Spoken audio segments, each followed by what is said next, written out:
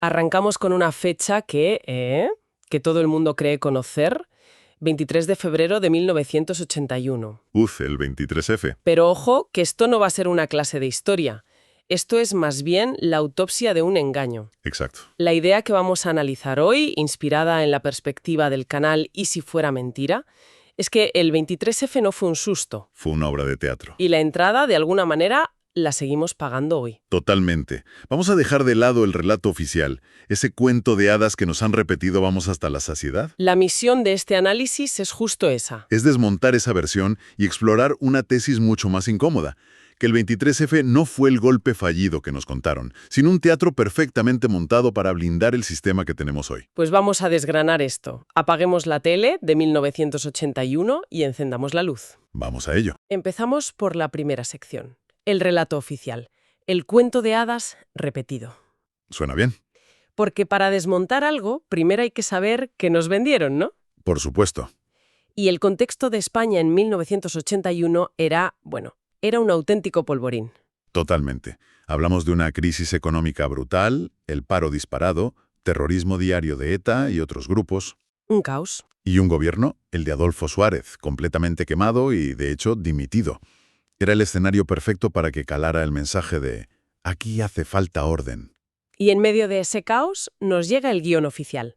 Tejero entra a tiros en el Congreso, los diputados bajo los escaños, La imagen icónica. la democracia se tambalea, el rey sale en televisión de madrugada con su uniforme de capitán general. Y todo se soluciona. Fin. Aplausos. Es un relato muy conveniente, ¿verdad? Demasiado. Casi demasiado perfecto. Y eso nos lleva a la segunda parte. Pasamos a la segunda parte entonces. La versión alternativa. Apaga la tele, enciende la luz. Me gusta el título. Aquí es donde la película en blanco y negro empieza a tener colores, digamos, extraños. Porque mientras todas las cámaras apuntaban al hombre del tricornio, Los hilos se movían desde despachos mucho más discretos. aquí entra un concepto clave, el del tonto útil. Sí. La teoría que exploramos sugiere que Tejero fue la distracción perfecta, el ruido, el espectáculo. El mago que agita una mano con estruendo para que nadie vea lo que hace con la otra. Y claro, enseguida aparecen las preguntas que el relato oficial no sabe muy bien cómo responder. Preguntas como, si esto fue cosa de 4 militares nostálgicos y fuera de control, ¿por qué los generales más importantes tardaron horas y horas en reaccionar y salir a defender la Constitución? ¿A qué estaban esperando? Esa es la pregunta del millón. Y la más importante de todas. ¿Cómo es posible que, de forma coordinada, Milans del Bosch sacara los tanques a la calle en Valencia? Claro, eso no se improvisa. Pura casualidad. Cuesta mucho creerlo, la verdad. Vamos con la tercera sección. Los directores reales de la obra. Venga, Si Tejero era el actor secundario, con todo el ruido que hizo... ¿quién era el protagonista? Exacto. Todos los focos de esta versión alternativa apuntan a una figura. Alfonso Armada. Un general de guante blanco. Explica eso. No era el militar de tricornio y pistola, para nada. Era un hombre con contactos al más alto nivel, muy, muy cercano a la Casa Real. Un hombre del sistema. Y lo fascinante aquí es que el plan de Armada no tenía nada que ver con el de Tejero. Cero que ver. No era una involución, no buscaba una dictadura militar al uso. Era algo mucho más astuto. Y a largo plazo, más peligroso para una democracia real. Su idea era crear un gobierno de salvación nacional. ¿Y qué significaba eso exactamente? Pues no se trataba de destruir la democracia, sino de controlarla desde dentro. Como si se amañaran las cartas para que, aunque se siga jugando, siempre ganen los mismos. Justo.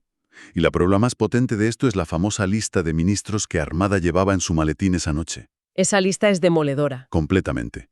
Proponía a él mismo como presidente, pero de vicepresidente colocaba a Felipe González, el líder socialista. Increíble. Y en el resto de ministerios había gente de todos los partidos, incluso comunistas. Enemigos políticos irreconciliables. De repente, dispuestos a gobernar juntos.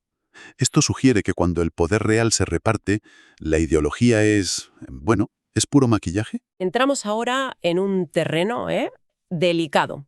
Cuarta sección. El rey. La pieza intocable. Sí. Terreno pantanoso. Nadie duda de que su discurso televisado fue decisivo para parar la parte más visible del golpe. Eso es un hecho. Sí, eso es innegable. La cuestión incómoda no es esa. La cuestión es el tiempo. Exacto. ¿Por qué tardó tantas horas en hablar? ¿Qué llamadas estaban cruzando en el Palacio de la Zarzuela durante esa tarde y noche? ¿Quién esperaba a quién? Y aquí viene la pregunta más provocadora de esta teoría. Dila. Se estaba observando qué parte del plan, el de Tejero o el de Armada, tenía más posibilidades de funcionar antes de mover ficha. Es una pregunta muy fuerte, pero necesaria si se quiere analizar esto a fondo. Es una hipótesis, claro, pero una que se plantea es que quizá lo que se salvó esa noche no fue tanto la democracia. Sino el pacto de las élites. Eso es, se frenó la parte del plan que se estaba descontrolando, la de Tejero, porque podía arruinarlo todo, pero el objetivo de fondo se mantuvo. Y eso nos lleva directamente al núcleo. A la quinta sección, el objetivo real del montaje. ¿Por qué organizar todo este circo tan arriesgado? La respuesta, como casi siempre, se resume en poder y dinero. A ver, A las grandes élites económicas de la época, banca, eléctricas, un golpe de ultraderecha clásico a lo Tejero les daba pánico. claro, eso significaría caos, aislamiento internacional, fuga de capitales. Un desastre para sus negocios. ¿Ellos no necesitaban una dictadura? Necesitaban una crisis controlada, una amenaza calculada que no rompiera la baraja económica, sino que la reordenara a su favor. Y aquí es donde entra la metáfora de la vacuna de miedo. Me parece una metáfora potentísima. El 23F funcionó como una inyección brutal de pánico en la sociedad. Y después de ese pánico, la gente estaba dispuesta a aceptar cualquier medicina con tal de que volviera la calma. Totalmente. Y esa medicina fue silencio, consenso y obediencia. Aceptamos lo que nos dieron porque nos hicieron creer que la única alternativa era el abismo de otra guerra civil. Nos asustaron para que fuéramos dóciles, simple y llanamente. Y con esto llegamos al presente.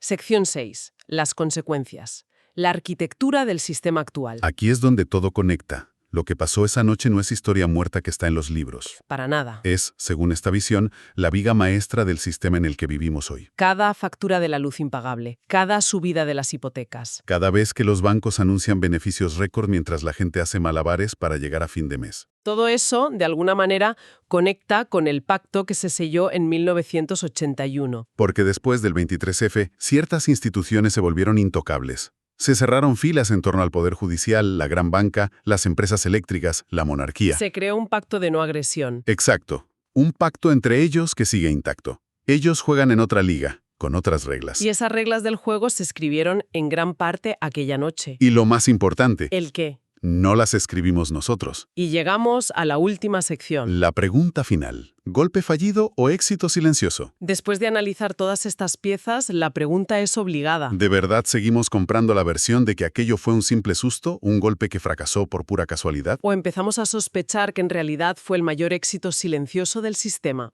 Un éxito que consiguió precisamente lo que buscaba. Un modelo de poder que más de 40 años después aún nos tiene bien agarrados. La respuesta, por supuesto, es personal. Pero si algo de lo que hemos comentado ha encendido una chispa de duda, el objetivo está cumplido. Hay que seguir cuestionando. Hay que seguir dudando. Precisamente en el canal de YouTube, Y si fuera mentira, se dedican a eso. A hacer preguntas incómodas, sin miedo y sin pedir permiso. En definitiva, hemos explorado una visión del 23F que lo aleja del simple incidente histórico. Y lo coloca como un evento fundacional, la firma de un contrato cuyas cláusulas todavía nos afectan directamente en el día a día. Y para que se quede algo resonando, ahí va una última reflexión. Si las reglas del juego se escribieron esa noche, ¿qué otras reglas aceptamos hoy sin tan siquiera saber quién las escribió y por qué? Una pregunta muy potente para terminar. Para quienes quieran seguir tirando del hilo, les animamos a que visiten y se suscriban al canal de YouTube Y si fuera mentira. También pueden encontrarles en sus redes sociales, donde hay más información, debates y enlaces a productos de bienestar. Sigan cuestionando todo. Nos vemos por allí.